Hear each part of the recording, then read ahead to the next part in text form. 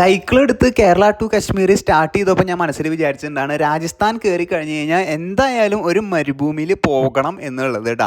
അങ്ങനെ ഒരു 2 മാസത്തോളം നമ്മൾ യാത്ര ചെയ്ത് രാജസ്ഥാൻ എത്തിയപ്പോൾ രാജസ്ഥാൻ മരുഭൂമിയിലേക്ക് പോകാനുള്ളൊരു അവസരം കിട്ടി. ചെറിയൊരു ലൊക്കേഷനിലേക്ക് പുഷ്കറിൻ്റെ അടുത്തുള്ളൊരു മരുഭൂമിയിലേക്കാണ് നമുക്ക് പോകാൻ കിട്ടിയത്.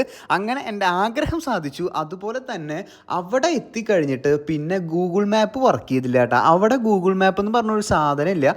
പോകുന്ന വഴികളും അതുപോലെ തന്നെ കുറേ ടയർ മാർക്കുകളും കാര്യങ്ങളൊക്കെ ഉണ്ട്. മുഖത്ത് സന്തോഷമൊക്കെ ചെറുതായിട്ട് മാറാൻ തുടങ്ങി, ചെറുതായിട്ട് കുടുങ്ങിയെന്ന് മനസ്സിലായി.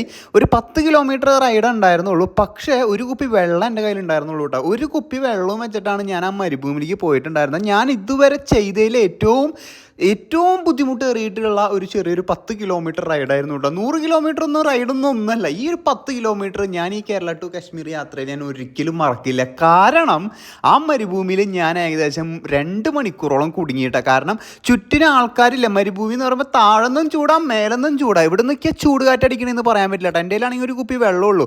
മേത് ഒരു 3/4 മണിക്കൂർ കൊണ്ട് ആ വെള്ളം തീർന്നു കേട്ടോ. ബാക്കി വെള്ളം കിട്ടാണ്ട് ഓരോ ടയർ മാർക്കുകൾ അന്വേഷിച്ച് നടന്ന് ഭാഗ്യത്തിന് എൻ്റെ ബാക്കിൽ നമ്മുടെ സൈക്കിള് ടോഡിൻ്റെ TD 850 സൈക്കിളിൽ അടിപൊളി വണ്ടിയാണ്.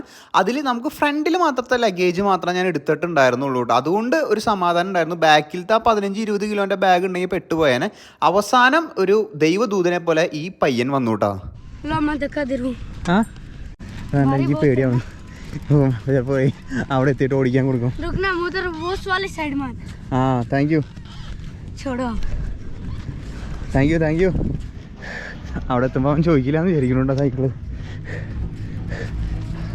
അവൻ തള്ളി കൊണ്ടുപോണ്ട്. Thank you.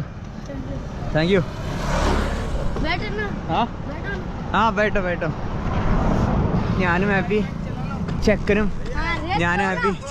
ഹാപ്പി കേട്ടോ. കേരള റൈസ് ഞാനും ഹാപ്പി, ചെക്കനും ഹാപ്പി കേട്ടോ.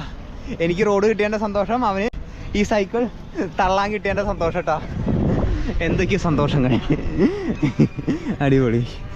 നമുക്ക് വേഗം ഓരോരുത്തരോട് ചോദിച്ചിട്ട് ഇവിടെ നിന്ന് നീങ്ങാട്ടോ. എനിക്ക് വെള്ളം കുടിക്കണം. വെള്ളം കിട്ടുകയാണെങ്കിൽ എവിടെ നിന്നേലും വെള്ളം വാങ്ങണം.